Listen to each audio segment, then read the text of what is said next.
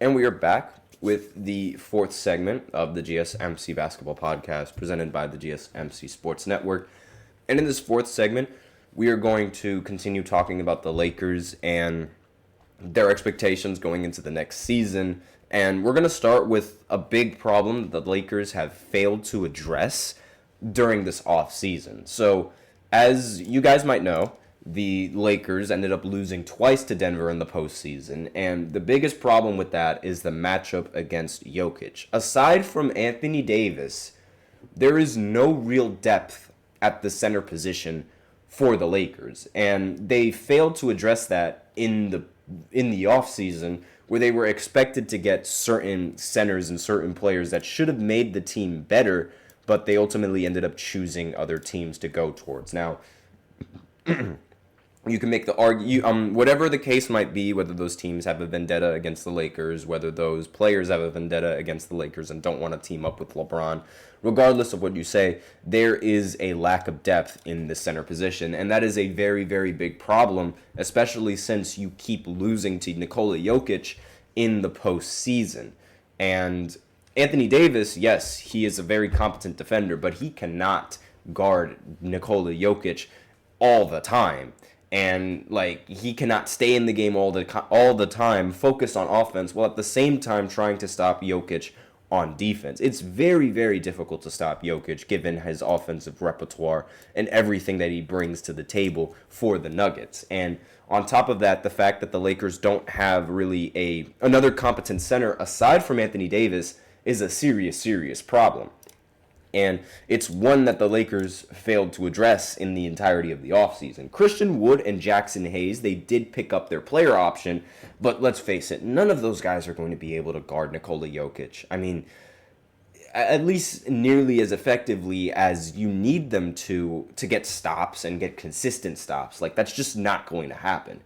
And however, and another thing that also needs to be mentioned is that Hayes is going to be is going to miss the start of the season after undergoing knee surgery. So outside of Christian Wood. I messed up the two of them.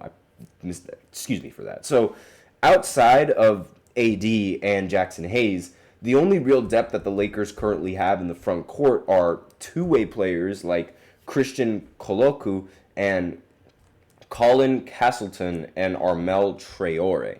And I'm sure not many people are going to know who those players are.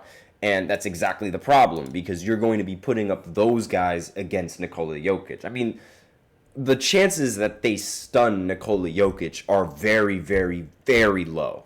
Not many people really expected Rudy Gobert, the defensive player of the year, to be able to stun Jokic. But, I mean, he was able to do that in the closeout game rather competently, and in a majority of the playoff games in that series.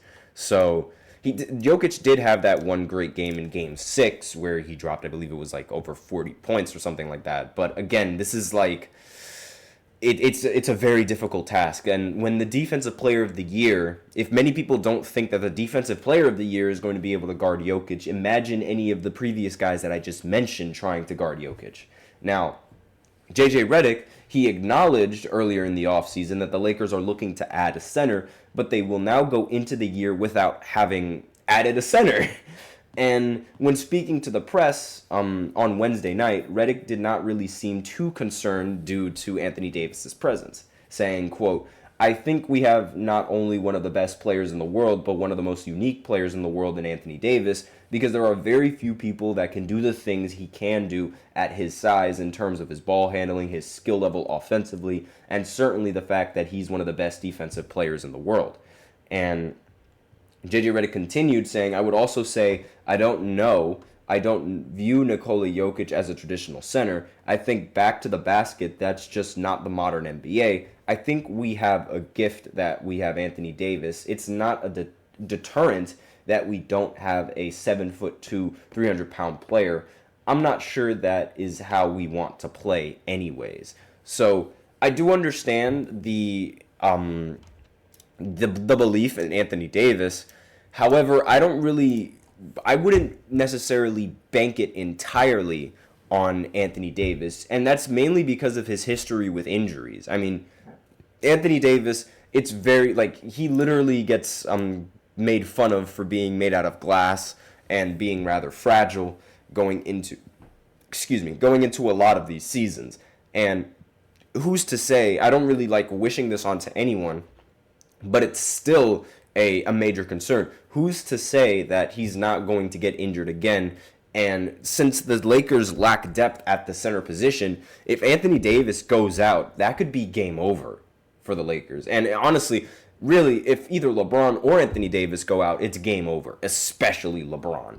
But Anthony Davis, I mean, like, again, there's not really all that much depth at the center position. So really figuring out or deciding which one is more valuable for the team, I think right now Anthony Davis is going to end up being a little bit more valuable just because of the fact that there is not really all that much depth at the center position. And that's saying a lot because you guys know I'm a LeBron fan, and everyone knows the value that LeBron brings to a team. Like, immediately when you put him on a team, they should be title favorites. But that's besides the point. So Redick was also asked about his plan for the center position if Davis is forced to miss time through injury, and this is what he had to say. That's where you have a package for the different lineups, he added. That goes back to organization. We're not going to ask Jackson Hayes or Christian Wood when he's healthy to play the same way that Anthony Davis does.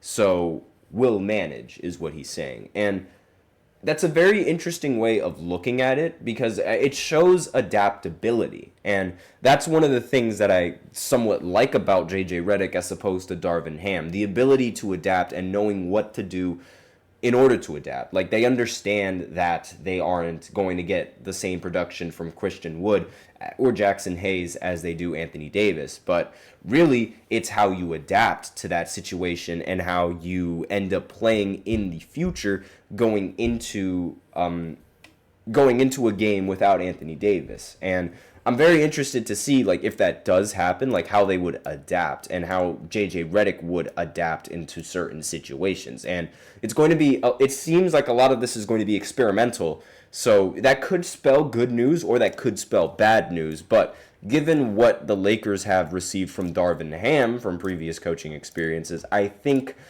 taking risks and I'm trying to experiment with your rotations and your roster is a really good start for the Lakers. Don't do it too much, however, because the Nets, I remember when they came into several different games with so many different starting lineups trying to get a rotation to work, and it just ultimately didn't end up working. So it's going to be rather interesting to see how the adapting is with this team and how much they're able to adapt and what they're able to do with all of this. Like, it's going to be an experimented year, definitely. Now, Davis is coming off the healthiest season of his career, but also played for Team USA in the Olympics this summer. So the Lakers may be cautious with the big man to start the year. And that means that guys like Hayes and Koloko will need to step up their game behind Anthony Davis or in his absence, which is not really an ideal matchup when you're going up against Jokic and the Nuggets. So as long as Anthony Davis can remain healthy for the majority of the regular season, they should be fine. They should be fine for the postseason. Again, anything can happen. God forbid LeBron goes out, or God forbid anyone else that's rather important. Honestly, God forbid LeBron goes out. Like, seriously, God forbid LeBron goes out for the Lakers, because if he goes out, I think it's over, and there's nothing that they can do. And about the center, like, that they could be interested in acquiring, I'm not entirely sure, because again, there aren't really that many competent centers like that remaining in free agency. And if they do have to trade, then that's going to be really tough, considering how I believe they're just below the second apron. So again, it's really, really going to be tough trying to acquire pieces if you are the Lakers.